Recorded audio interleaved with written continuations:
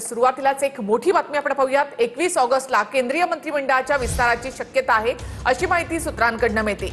धर्मेंद्र प्रधान यांची मंत्रिमंडळामध्ये पुन्हा एंट्री होणार का याकडे सर्वांचं लक्ष लागलेलं आहे। दुसरीकडे मुख्यमंत्री फडणवीस दिल्लीमध्ये जाणार की महाराष्ट्रामध्येच राहणार असाही सवाल उपस्थित केला जातोय। मात्र केंद्रात जाण्याच्या चर्चांचा फडणवीसांनी आज खंडन केलं। मी महाराष्ट्रामध्येच राहणार असं फडणवीसांनी म्हणाले। 21 ऑगस्टला केंद्रीय मंत्रिमंडळाचा विस्तार होण्याची शक्यता आहे। 2024 साली मोदी सरकारचा शपथविधी झाल्यानंतर केंद्रीय मंत्रिमंडळाचा एकदाही विस्तार झालेला नाही। त्यामुळे मोदी सरकारच्या या पहिल्याच मंत्रिमंडळ विस्ताराकडे देशाचं लक्ष लागून राहिलंय। विद्यार्थ्यांच्या आंदोलनामुळे राजीनामा द्यावा लागलेल्या धर्मेंद्र प्रधान यांची मंत्रिमंडळात पुन्हा एंट्री होणार का याकडेही सर्वांचं लक्ष लागलंय। महाराष्ट्राचे मुख्यमंत्री देवेंद्र फडणवीस यांनी दिल्लीत जात पंतप्रधान मोदींची भेट घेतली। त्यानंतर फडणवीस माजी शिक्षण मंत्री धर्मेंद्र प्रधान, निर्मला सीतारमण आणि भूपेंद्र यादव यांनाही भेटले। त्यामुळे फडणवीस केंद्रात जाणार की महाराष्ट्रातच राहणार अशा चर्चा सुरू झाल्यात। केंद्रात जाण्याच्या चर्चांचं फडणवीसांनी खंडन केलंय। मी महाराष्ट्रातच राहणार असल्याचं फडणवीसांनी म्हटलंय। मी दिल्लीत असलो तरी चर्चा होतात, मुंबईत असलो तरी चर्चा होतात। मला असं वाटतं की अनेक रिकामटेकडे लोक आहेत, त्यांना माझ्याबद्दल चर्चा करायला आवडतात, त्यामुळे त्यांना आनंद घेऊ द्या। ज्याला जे तारे तोडायचे आहेत, ज्याला जे फुगे उडवायचे आहेत, ज्याला जी पतंग उडवायची आहे ती पतंग त्यांना उडवू द्या। मी महाराष्ट्रात आहे। महाराष्ट्राच्या जनतेने आणि माझे नेते नरेंद्र मोदीजी यांनी महाराष्ट्राची जबाबदारी माझ्याकडे दिलेली आहे। मी प्रामाणिकपणे महाराष्ट्राच्या जनतेची सेवा करतो आणि ती करत राहणार आहे। तर दुसरीकडे पियुष गोयल यांचं वाणिज्य मंत्रालय जाणार की राहणार याकडेही सर्वांचं लक्ष आहे। गजेंद्र सिंग शेखावत यांचं पर्यटन मंत्रालय जाणार की राहणार याच्याही राजकीय वर्तुळात चर्चा आहे। तर पर्यटन मंत्रालय पंतप्रधान स्वतःजवळ ठेवणार असल्याचीही माहिती आहे। तर मी महाराष्ट्रामध्येच राहणार असा पुनरुच्चार मुख्यमंत्री देवेंद्र फडणवीसांनी केलाय। मोदींनी माझ्याकडे महाराष्ट्राची जबाबदारी दिली आहे, अनेक रिकामटेकडे माझ्याबद्दल चर्चा करतात असा टोलाही मुख्यमंत्री फडणवीसांनी विरोधकांना लगावलाय। दरम्यान फडणवीसांनी दिल्लीमध्ये पंतप्रधान मोदींची आज भेट घेतली आहे। मी महाराष्ट्रातच राहणार असल्याचा पुनरुच्चार मुख्यमंत्री देवेंद्र फडणवीसांनी केलाय। केंद्रात जाणार असल्याच्या चर्चा फडणवीसांनी थेट फेटाळून लावल्या। मी दिल्लीत असलो तरी चर्चा होतात, मुंबईत असलो तरी चर्चा होतात। मला असं वाटतं की अनेक रिकामटेकडे लोक आहेत, त्यांना माझ्याबद्दल चर्चा करायला आवडतात, त्यामुळे त्यांना आनंद घेऊ द्या। ज्याला जे तारे तोडायचे आहेत, ज्याला जे फुगे उडवायचे आहेत, ज्याला जी पतंग उडवायची आहे ती पतंग त्यांना उडवू द्या। मी महाराष्ट्रात आहे। महाराष्ट्राच्या जनतेने आणि माझे नेते नरेंद्र मोदीजी यांनी महाराष्ट्राची जबाबदारी माझ्याकडे दिलेली आहे। मी प्रामाणिकपणे महाराष्ट्राच्या जनतेची सेवा करतो आणि ती करत राहणार आहे। मुख्यमंत्री देवेंद्र फडणवीसांनी दिल्लीमध्ये जात पंतप्रधान मोदींची भेट घेतली। या भेटीनंतर फडणवीसांनी आपण महाराष्ट्रातच राहणार असल्याचं ठामपणे सांगितलंय। शिंदे मुख्यमंत्री व्हावेत अशी शिंदेच्या शिवसेनेच्या नेत्यांची इच्छा आहे। बच्चू कडू, संजय शिरसाट, ज्योती वाघमारेंसह अनेक नेत्यांनी ही इच्छा जाहीरपणे बोलून दाखवली आहे। संजय राऊतांनीही फडणवीस दिल्लीमध्ये गेल्यावर बावनकुळे मुख्यमंत्री होतील असा दावा केला होता। यावर अनेकांना मी दिल्लीमध्ये जावं असं वाटत असल्याचं फडणवीस म्हणाले। मला दिल्लीत पाठवण्यासाठी मागे कोण लागले? अनेक लोकांना असं वाटतं की मी दिल्लीत गेलं पाहिजे, पण त्या सगळ्यांना मी सांगतो की मी मुंबईतच आहे। पंतप्रधान आहेत देशाचे आणि मुख्यमंत्र्यांनी जर जाऊन त्यांची भेट घेतली तर ती विकासासाठी असू शकते, राज्याच्या प्रश्नांसाठी असू शकते। प्रत्येक वेळेला राजकीय उलटापालटीच घडायला पाहिजे असा अंदाज का लावला जातो। महाराष्ट्रातल्या कोट्यावधी लाडक्या बहिणींची इच्छा आहे की शिंदे साहेब पुन्हा मुख्यमंत्री व्हावेत। मला बहीण म्हणून वाटतं की माझे भाऊ मुख्यमंत्री व्हावेत आणि ती आमची प्रामाणिक इच्छा आहे। मला असं वाटतं या सगळ्या चर्चेला कोणताही अर्थ नाही। मला असं मुळीच वाटत नाही की 2029 पर्यंत देवेंद्रजी फडणवीस या महाराष्ट्रातून त्यांना भारतीय जनता पार्टी हटवेल। तर आपण विरोधातच राहणार, कुणीही संभ्रमात राहू नका। पक्षाच्या बैठकीत शरद पवारांनी मोठं वक्तव्य केल्याची माहिती सूत्रांनी दिली। दरम्यान शरद पवारांनी एनडीएमध्ये जाण्याच्या चर्चा फेटाळल्या असल्याची माहिती सूत्रांनी दिली। तर शरद पवारांनी कोणत्याही सूचना दिल्या नसल्याचं सुप्रिया सुळेंनी म्हटलंय। शरद पवारांची राष्ट्रवादी एनडीएमध्ये जाणार असल्याच्या चर्चा असताना शरद पवारांनी मोठं वक्तव्य केलंय। शरद पवारांच्या उपस्थितीत पक्षाच्या नेत्यांची बैठक झाली।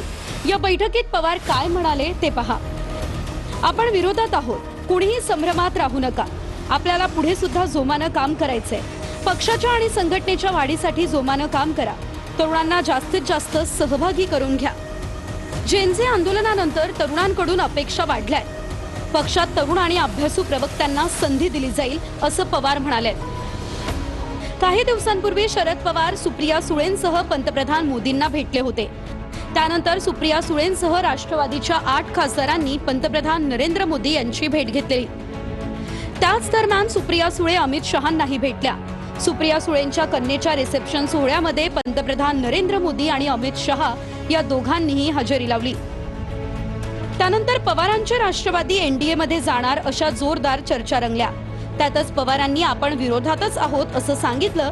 त्यामुळे उलटसुलट चर्चा सुरू झाल्या आहेत। साहेबांनी कुठलंही भाषण केलं नाही। तुमचा जो सूत्र आहे त्या सूत्रांनी चुकीची माहिती दिली आहे। साहेब 2 दिवस मीटिंगला होते, साहेबांनी एकही सूचना त्यांनी दिली नाही। फक्त ऐकण्याची मीटिंग होती, बोलण्याची नाही। हो, पण हा प्रश्न जेव्हा जेव्हा तुम्ही मला विचारला तेव्हा तर मी एकट्याने सांगितलं शरद पवार साहेब कुठेच जाणार नाही। कळलं? आठवतंय का तुम्हाला? माननीय शरद पवार साहेब हे सदैव आमच्याबरोबर राहतील। इंडिया ब्लॉकचे नेते आहेत, ते महाराष्ट्र विकास आघाडीचे नेते आहेत, ते कुठे जाणार नाहीत। त्यांच्याविषयी संभ्रम निर्माण करण्याचं काम भारतीय जनता पक्षाचे लोक करतायत। आपल्या पक्षातील लोक विचलित होऊ नये तोपर्यंत मला वाटतं त्यांना पक्ष संघटनेचं काम एक दिलानं करावं अशा प्रकारची भूमिका असू शकते। परंतु ज्या वारंवार भेटी या ठिकाणी सुरू आहेत त्यावरून मला वाटतं पवारसाहेब करायचं एक असेल की दाखवतात वेगळं। आतापर्यंतचा त्यांचा पूर्वानुभव आपल्या सगळ्यांना माहीत आहे।